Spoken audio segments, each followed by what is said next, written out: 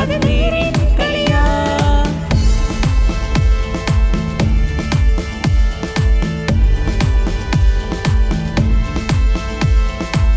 ബാല്യത്തിൻ സ്വപ്നങ്ങളിൽ ചിറകിലേറിയൊന്നു പറക്കാം, കാലത്തിൻ നോട്ടങ്ങളിൽ വ്യഥകളെയുമൊന്നു മറക്കാം, ഗ്രാമത്തിൻ താരങ്ങളെയും മൂർച്ചയോടെ വാർത്തെടുക്കാം, സഹനത്തിൻ കഥകൾ ഇത് പോരാട്ട വേദിയിൽ കോർക്കാം.